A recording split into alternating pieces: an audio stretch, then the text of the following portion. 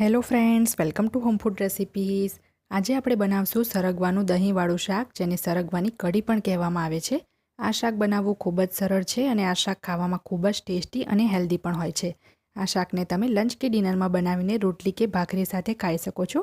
તો ચલો સરગવાનું દહીંવાળું શાક બનાવવાનું શરૂ કરીએ। સરગવાનું શાક બનાવવા માટે અહીંયા મેં 300 ગ્રામ સરગવાની સિંગ લીધી છે। તો સૌથી પહેલાં તો આપણે એને વચ્ચેથી 2 ટુકડામાં કાપી લેવાની છે, કારણ કે ખૂબ જ લાંબી આવે છે। તો એમાંથી જ મેં એક ટુકડો લીધો છે। એનો આપણે પાછળનો થોડોક ભાગ કાપીને વચ્ચેથી એને મીડિયમ ટુકડામાં સમારી લેવાનું છે। અહીંયા મેં 3 ઇંચના ટુકડામાં એને કાપ્યું છે। હવે આપણે આની સ્કિન કાઢી લેવાની છે। એની જે છાલ હોય છે એ હાર્ડ હોય છે થોડીક, તો આપણે એને કાઢી લઈશું।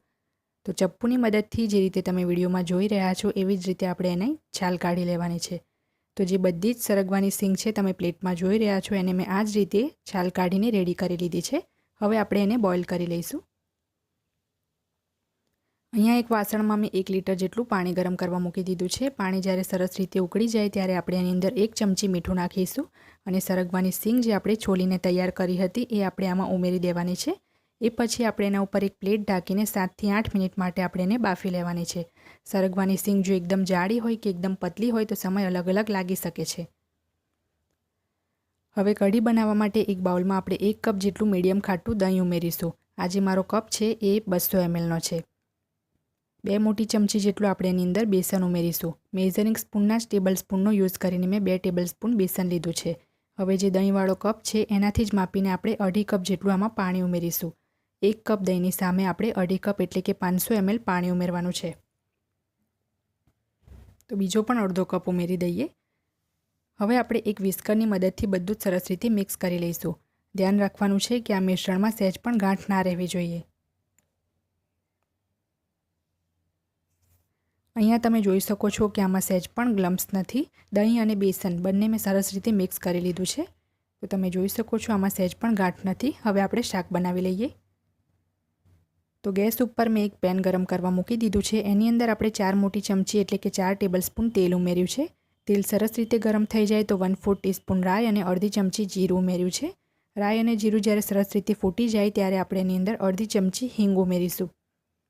હવે આપણે એની અંદર આદુ, લસણ અને લીલા મરચાંની પેસ્ટ ઉમેરવાની છે, 1 થી 1.5 મોટી ચમચી જેટલી।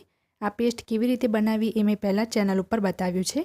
તો આ પેસ્ટને પણ આપણે સ્લો ફ્લેમ ઉપર સાંતળી લઈશું, જેથી એમાં જે કંઈ પણ કચાશ હોય એ જતી રહે। જ્યારે આ પેસ્ટ સરસ રીતે સાંતળાઈ જાય ત્યારે આપણે જે દહીંવાળું મિશ્રણ બનાવ્યું હતું એ આની અંદર ઉમેરી દઈશું અને શરૂઆતમાં આપણે સતત હલાવતા રહીને 1 મિનિટ માટે આને કૂક કરીશું, જેથી આપણું જે દહીં છે એ ફાટી ના જાય।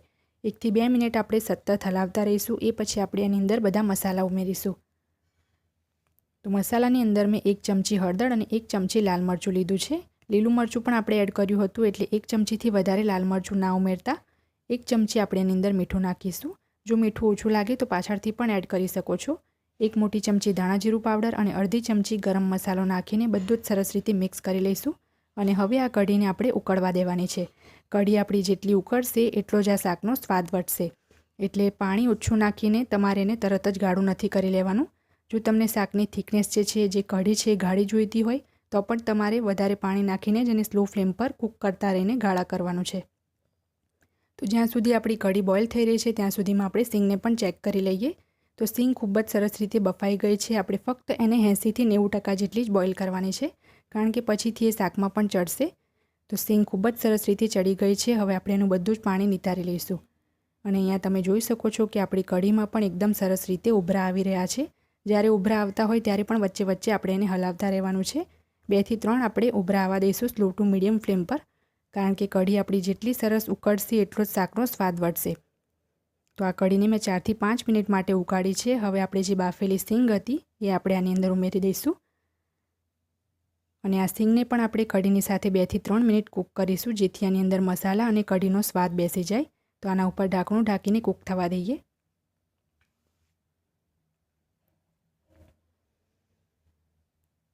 બે થી 3 મિનિટ મીડિયમ ફ્લેમ પર ઉકાળ્યા પછી હવે આપણે આને એક વખત મિક્સ કરી લઈશું।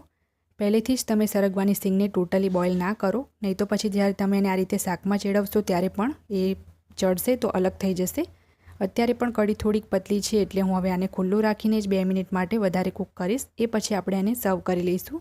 તો આ સ્ટેજ ઉપર આપણે એની અંદર 2 ચમચી જેટલા ઝીણા સમારેલા લીલા ધાણા ઉમેરી દઈશું અને 2 મિનિટ માટે આપણે એને હજી કૂક થવા દઈએ. તો હવે આપણું સરગવાનું દહીંવાળું શાક બનીને તૈયાર છે. આપણે આને સર્વ કરી લઈએ. ઠંડુ થાય એ પછી થોડુંક ગાઢું થશે, એટલે પહેલેથી જ આપણે એને એકદમ ગાઢું નથી બનાવવાનું. અને મને આ જ રીતની એની કન્સિસ્ટન્સી પસંદ છે. જો તમારે થોડુંક વધારે ગાઢું જોઈતું હોય તો તમે આને વધારે કૂક કરી શકો છો.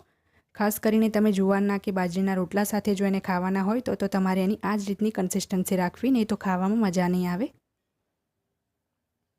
તો ફ્રેન્ડ્સ, તમે પણ આ સરગવાના દહીંવાળા શાકને ચોક્કસથી તમારા ઘરે ટ્રાય કરજો. જો તમને સાંધાના દુખાવાનો પ્રોબ્લેમ હોય તો તમારે આને ચોક્કસ ખાવી જોઈએ. એ તમને ખૂબ જ ફાયદો આપશે. જો તમને મારી આજની આ રેસીપી પસંદ આવી હોય તો મારા વિડીયોને લાઇક અને શેર કરી ચેનલને સબસ્ક્રાઇબ કરવાનું ના ભૂલતા. અને જો મારો આ જ વિડીયો તમારે હિન્દીમાં જોવો હોય તો એની પણ મેં લિંક નીચે ડિસ્ક્રિપ્શન બોક્સમાં આપી દીધી છે.